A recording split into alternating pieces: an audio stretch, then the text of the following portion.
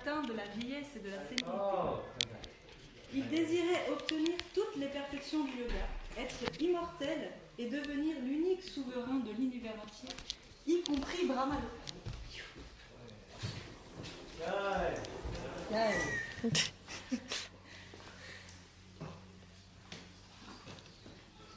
Dans la vallée du mont Mandara, Hiranyakashipu débuta ses austérités en se tenant debout sur la pointe des orteils, les bras vers le haut et les yeux fixés vers le ciel. C'était là une posture extrêmement difficile à maintenir, mais il vit en elle un moyen d'atteindre la perfection. De ses cheveux émanait une lumière aussi brillante et insoutenable que les rayons du soleil au moment de l'annihilation. Par ses rigoureuses austérités, du feu jaillit de sa tête et la fumée qui l'accompagnait se répandit dans toutes les directions. Tous les systèmes planétaires supérieurs et inférieurs furent plongés dans une chaleur sauvage. À cause de la puissance de ces rudes austérités, fleuves et océans devinrent agités. La surface du globe avec ses montagnes et ses îles se mit à trembler, et les étoiles et les planètes tombèrent. Toutes les directions étaient embrasées.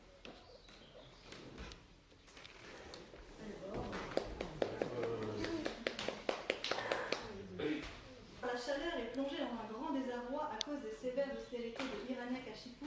Tous les dévas quittèrent les planètes qu'ils habitaient pour se rendre sur celle de Brahma. Là, ils s'adressèrent au Créateur en ces termes.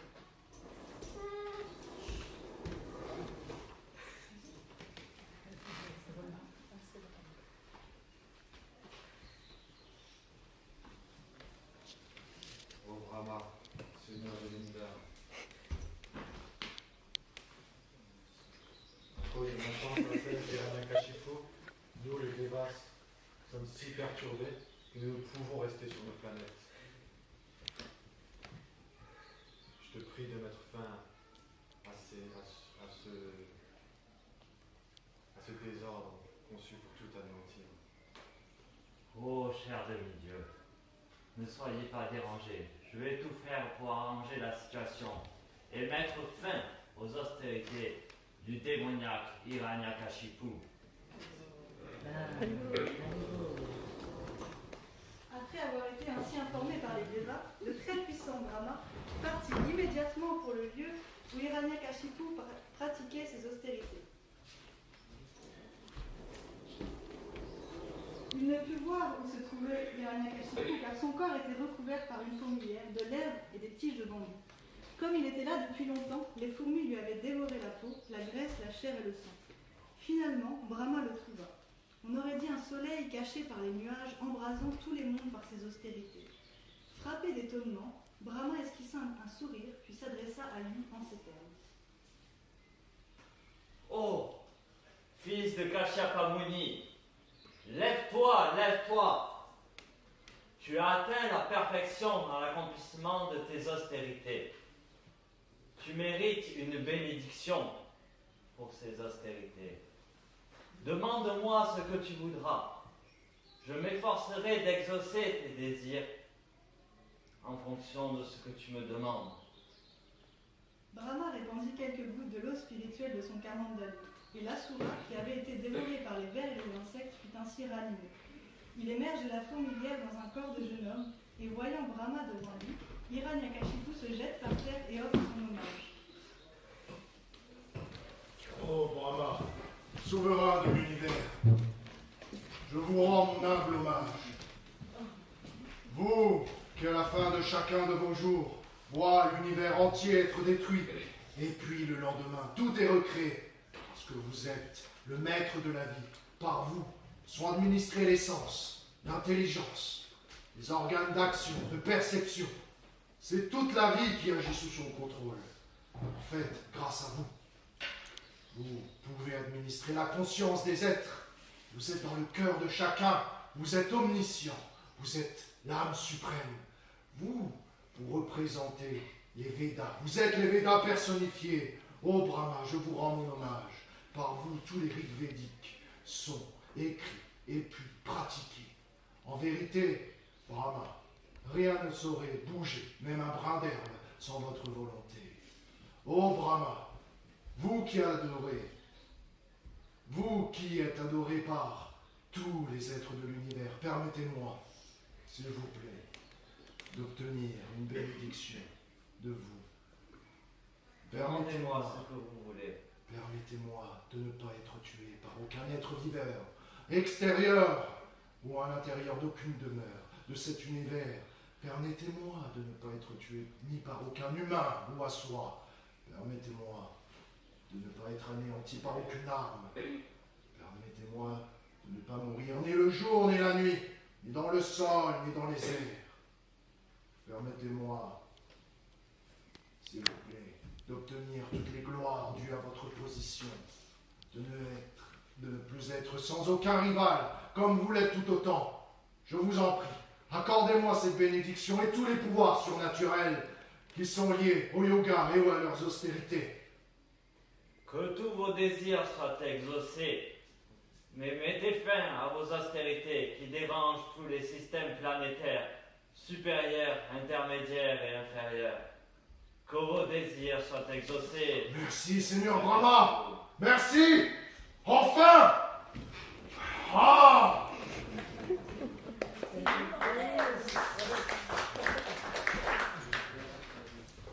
Ayant ainsi obtenu de telles bénédictions du Seigneur Brahma, Hiranyakashipu commença d'asseoir sa domination sur l'univers, au point même d'établir sa résidence au royaume des cieux dans le palais d'Indra.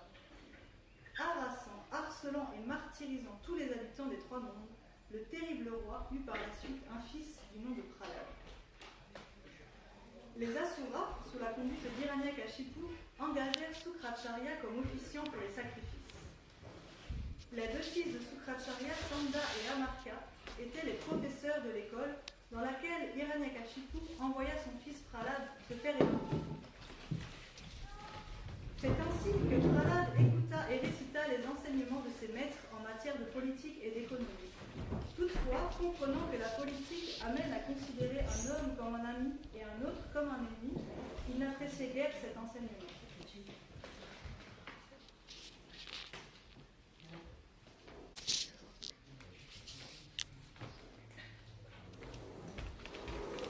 Oh, mon cher frère. Mon cher fils, bienvenue. Dis-moi, quel est le plus haut savoir que tu as reçu de tes précepteurs? Réponds-moi. Oh, meilleur des Asuras, souverain des démons. La meilleure chose que mon maître spirituel m'ait appris, c'est que il ne faut pas s'engager dans la vie de famille transitoire, dans laquelle règne l'anxiété. C'est comme tomber dans un puits perdu, dans lequel il n'y a pas une seule goutte d'eau, mais seulement de la souffrance. Il nous faut quitter cette condition et se rendre à Vrindavan, où prévaut la conscience de Krishna. Comment? Et ici, nous devons prendre refuge en Dieu, la personne suprême. Pour faire plus de telles insanités. C'est ainsi que l'influence des Vaishnavas va jusqu'au Gurukul. Sanda, Anarka, venez ici. Comment avez-vous pu? Cet enfant est en train de proférer des choses sur le service de dévotion. Et bientôt il va prendre refuge dans le camp de nos ennemis. Veuillez l'instruire et veillez à son entière protection au Gurukul. Nous allons corriger cette mentalité déviante. J'espère. Oh, professeur, ne soyez pas si dur.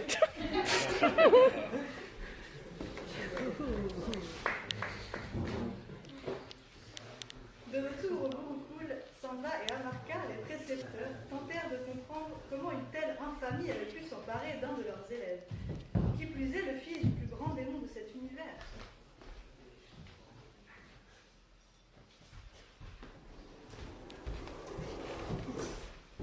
Alors, professeur. Cher enfant, que la paix et le ressortissement soient sur toi. Veuille nous dire la vérité. Comment as-tu reçu cet enseignement? Cette souillure te vient-elle de toi-même ou de nos ennemis?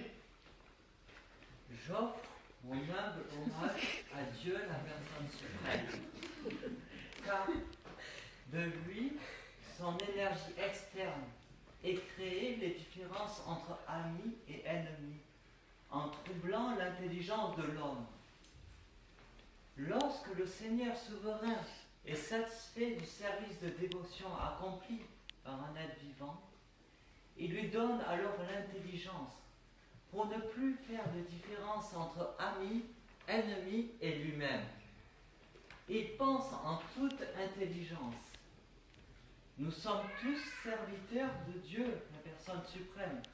Il n'y a donc aucune différence entre toi, lui et moi. Vous dites que j'ai pris le parti de votre soi-disant ennemi. Mais ce n'est juste la miséricorde du Seigneur souverain qui m'a donné cette intelligence pour ne plus faire de distinction. Ô Brahmana, de même que lorsque le fer attiré par l'aimant se déplace automatiquement, ma conscience purifiée par Sri Vishnu est automatiquement attirée vers le Seigneur suprême. Je n'ai aucune indépendance. Ça suffit, c'en est trop, qu'on m'apporte un bâton! Mais ne soyez pas si violent. Cet enfant souille notre dynastie!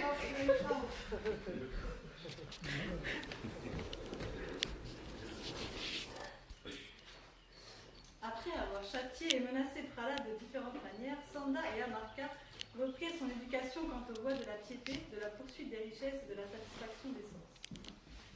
Au bout d'un certain temps, Sanda et Amarka estimèrent que Prahlad Maharaj était suffisamment instruit dans les voies diplomatiques qui consistent à se concilier les dirigeants, à les apaiser en leur donnant des postes lucratifs, à les diviser pour mieux les gouverner et à les punir en cas de désobéissance. Un jour, après que sa mère l'eut personnellement lavé, joliment habillé et paré de nombreux ornements, ils amenèrent Prahlad devant son père.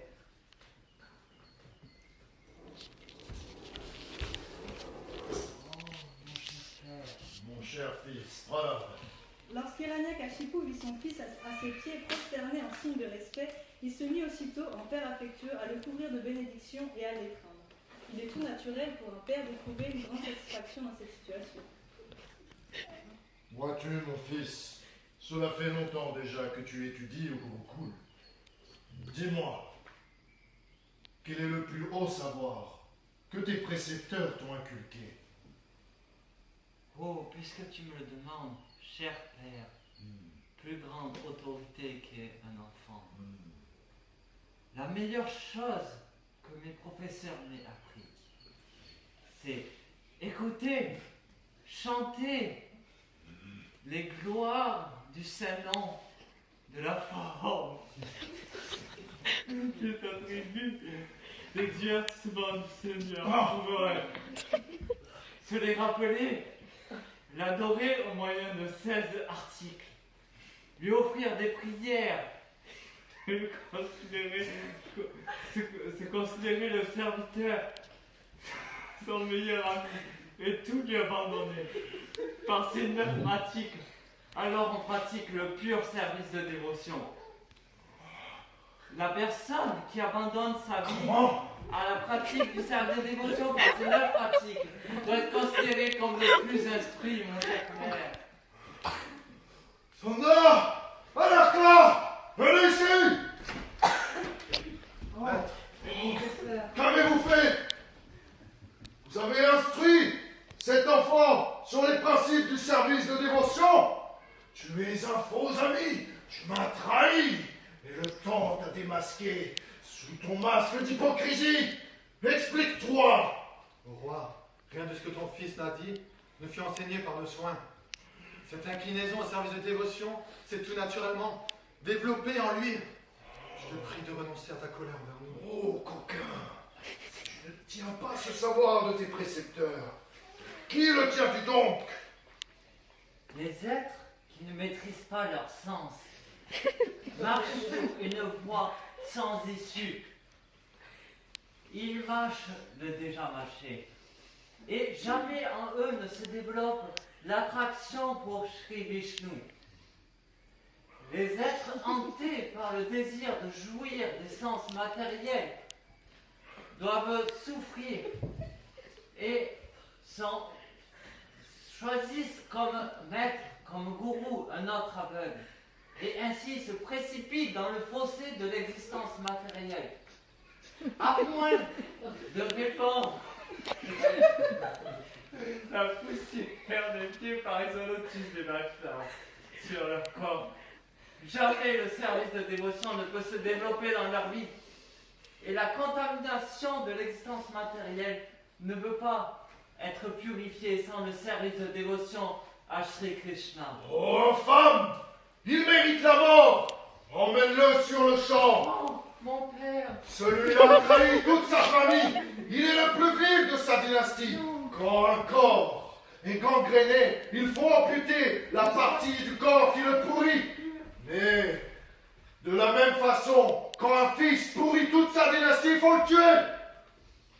Disposez! Hors de ma vue!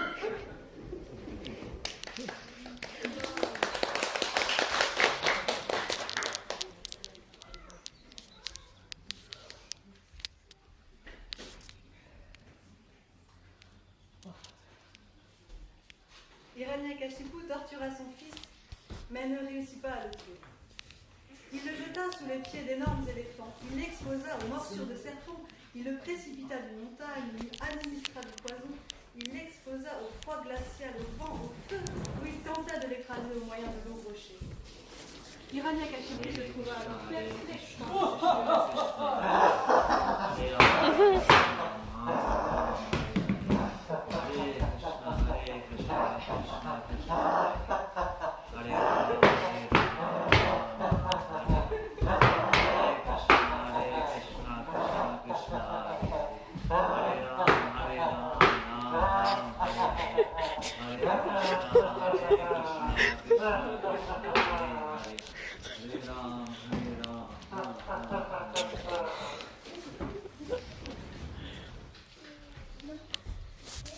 En proie à un vif désarroi, Hiranyakashipu se mit à sombrer dans la morosité.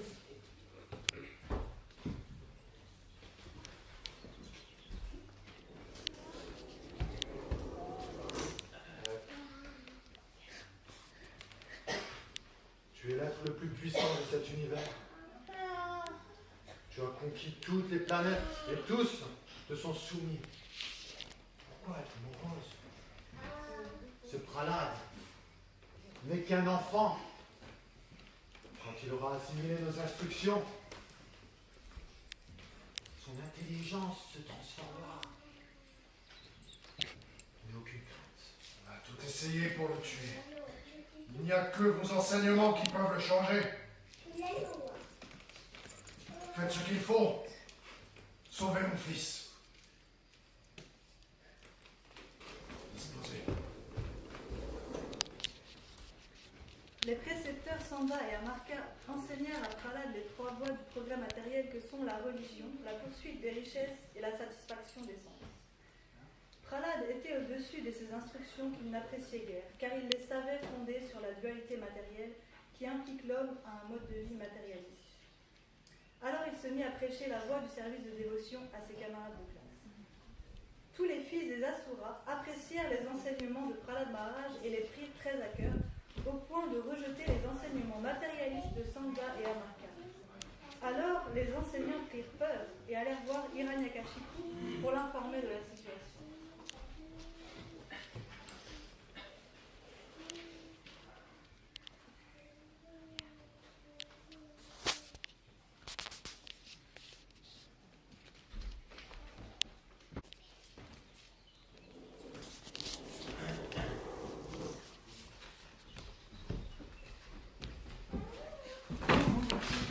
Ton fils prêche la parole de Vishnu.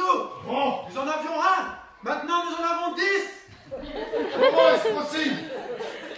Oh, coquin, scélérat, vermine! Tu portes atteinte à ma domination sur toi. Tu sais bien pourtant que je suis le maître de ces trois mondes. Pourquoi n'en conçois-tu aucune crainte? Réponds! Ô roi, puisque tu me demandes sur l'origine de ma force, sache que ta force trouve la source en la même origine. C'est Dieu, la personne suprême, qui donne la force à tous les êtres. C'est lui le maître qui contrôle tout. C'est lui qui crée, maintient et anéantit cette création cosmique. Et c'est lui aussi qui donne la force à quelqu'un de faire des austérités aussi dures que celles que tu as faites. C'est lui qui me donne cette force. Je n'ai aucune indépendance. La force vient de Dieu, la personne suprême. Oh mon cher Père, renonce à ta nature démoniaque et ne fais plus de distinction entre amis, ennemis et tous les êtres et toi-même. Et alors, tu pourras pratiquer le pur service de dévotion. Mon scélérat, je vais t'envoyer dans le royaume de Yamaraj. Tu prétends mieux dominer tes sens que moi. Et pourtant, tu parles d'un être suprême qui serait omniscient partout, dans chaque atome. Oui. Mais où est-il? Hein? Serait-il ici? Dans cette colonne?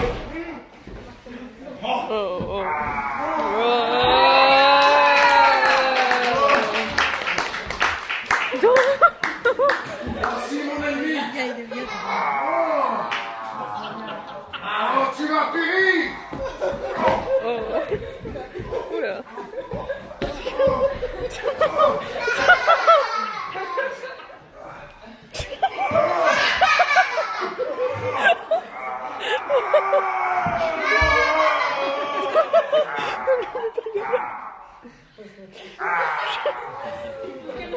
Il faut calmer les démons. Nada Shingaya, Nada Shingaya,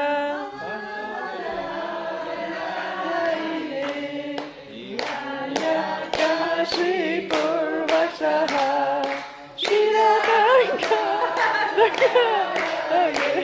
Ito Nishingo, Barato Nishingo, Yata Yamita Nishingo, Dair Nishingo, Idair Nishingo, Nishingo, Sarana Papade, Tabakala Kamalabare, Naka,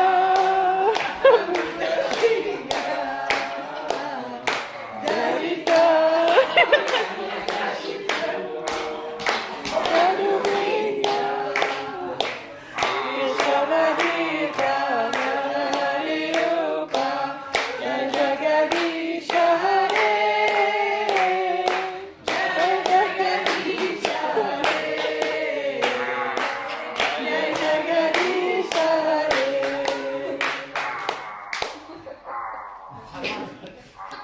Calme-le. Nous ne savons pas quoi faire. Oh mon cher Seigneur. Oh, renonce à ta colère. Oh, mon Seigneur, tu es enfin apparu pour tuer cet être démoniaque. Tu as enlevé sa nature démoniaque. Maintenant, il est libéré de cette souffrance. Arrivo.